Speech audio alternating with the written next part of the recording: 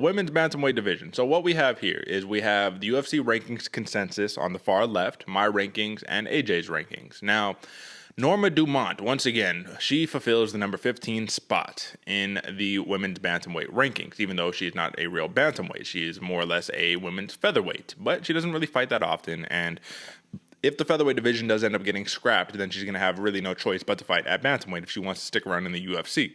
My question, though, is that Shitada, Mayra Bueno Silva, 8-2-1 in MMA, 3-2-1 in the UFC. She successfully wins her bantamweight debut in the UFC, and listen, man, she gave the Chinese fighter her third loss in a row. She has a little bit of traction, has a little bit of steam. She's exciting, she's boisterous, she hits hard. If she fought Norma Dumont right now, AJ, do you think she can get a dub? Oh, I don't know, man. Norma Dumont, she has a lot of power, a lot of skill, and is very headstrong. That's actually a fight I'm real interested to see, man. I'm a big Norma Dumont fan, and I think Norma Dumont gets her. But that might just be my bias speaking right there, because I can see the instance for a really good fight right there. Who are you taking?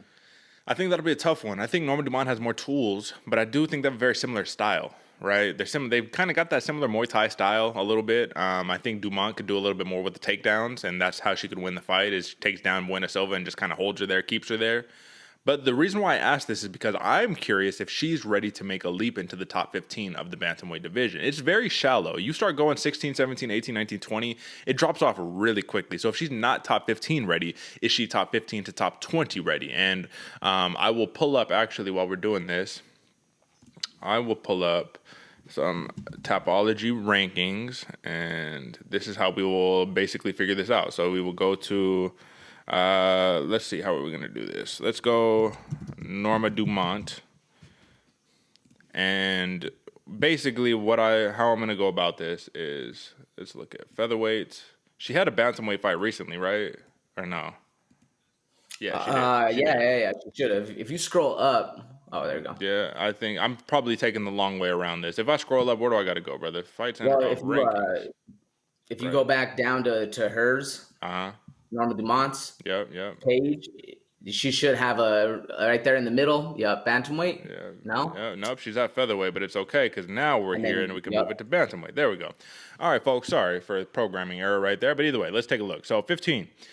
At 16, 17, 18, 19, 20, you got Jessica Rose Clark, you got Alexis Davis, Aspen Ladd, Jocelyn Edwards. Now, obviously, these Tapology rankings are not going to be the same as the UFC rankings, clearly, but the point here is that once you start getting into these names, the Vanessa Mellos, who I'm surprised to see she's in the UFC still. I don't even think this next fighter is in the UFC. Let's take a look.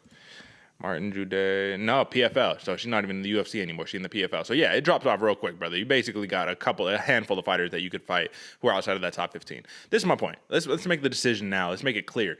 Is she top 15 ready, or is she 15 to 20 ready? What do you think? I think Bueno Silva's about 15 to 20 ready. Maybe in there we could see her against somebody like, a Stephanie Egger. That's a hard fight as well, man. Carol Hossa. There's a lot of fights in that 15 to 10 that are really, really tough. So I think Bueno Silva right now, 15 to 20, feels comfortable for me. Okay. What about you? Yeah, that feels good for me too, because if she fought a Norma Dumont right now, even a Jessica Rose Clark, I think there's going to be some problems there. So I think that this is definitely I'm more happy when fighters move up a weight than when they move down a weight. So I'm happy that she's deciding to make this choice. But I do think that with a couple of good wins, man, she could easily find herself top 10, top 15. You know what I mean? Top 8 real quick, brother, real quick, especially with that power that she got. So that is your rankings review this week, folks. And if you're wondering why we went to the women's bantamweight division, it's because we only had 4 ranked fighters on this card, and there was not very heavy rankings implications. So